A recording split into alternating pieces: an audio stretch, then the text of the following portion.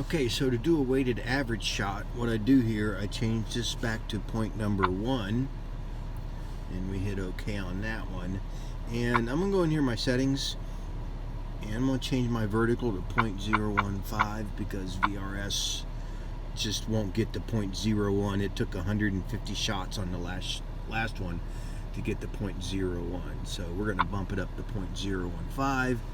And now we're going to start again, and then I'll show you at the end how we answer on the weighted average. And here we are counting the last couple epochs on the second shot. And it's going to pop up, one exists. What do you want to do? It's showing us the difference, northing, easting, and the height. And this is VRS, so there you're looking at 700ths different on that same shot. So we'll check using weighted average, and then like it's asked, so it's right here, stores checkpoint using weighted average. We're going to check on that one, and it brings up showing us horizontal and the height residual and the northing and easting and residuals on those.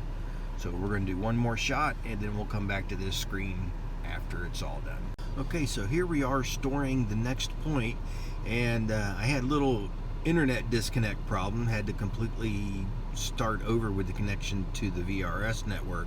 But you see here, I'm still pretty close within that first shot. So we're going to take this one and you know, look at that first one. Say the height is out 500ths on that one, but the other two are within a couple of each other. So we're going to click on that first one, and we're going to exclude it from the weighted average. And you can see the other two are within 3 of each other now. So we could look at it this way. Let's take this one, use it. If we pull this one out, now those two are within 300ths of each other. So we'll pull that second one out and use those first two, or the first one and last one. Okay, so we're here on our fourth shot, and let's see how this fits into the mix. Okay, what we're seeing here is, see, that one's 2.5 up.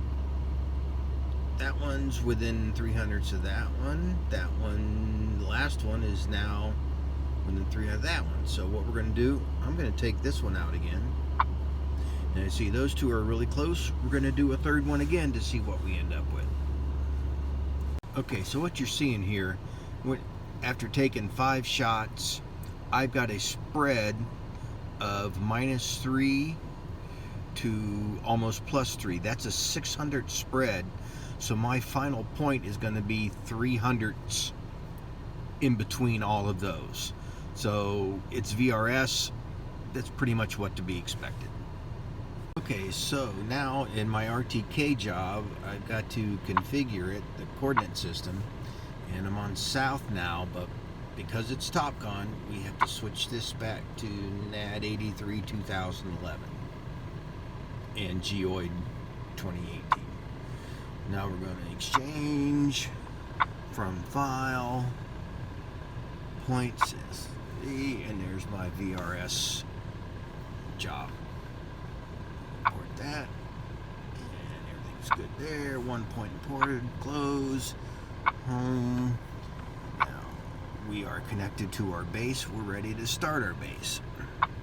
We're going to set up, start base.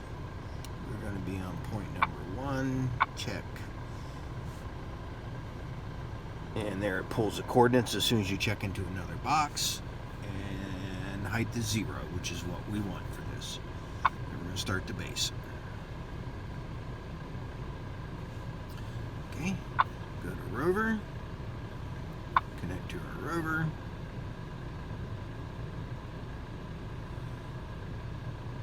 It's asking our radio. Our radio should still be configured from last time we used it, so we're just going to exit out. You hear that noise? We're connected. We're going to set up status, and let's see here. I've got no radio link, so I've got to reconfigure my base and stuff because I was using it on a job with different frequencies. So let me get to do that. Okay, so as a check here, I've got this radio we have here, and my base is broadcasting on 461.025. That's the sound the bass makes. Okay, so after resetting my radio to the right frequency, you can see my radio link's 100%. We are all fixed. Now we're ready to go. And of course it was updated. So now what you need to do, start your static session on your bass, and then proceed with your RTK survey.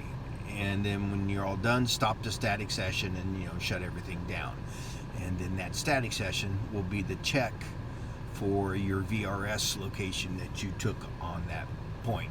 Now, if you wanted to at any point, you could have set a point underneath that bass and measured an HI, then you'd have a point there, which, totally up to you.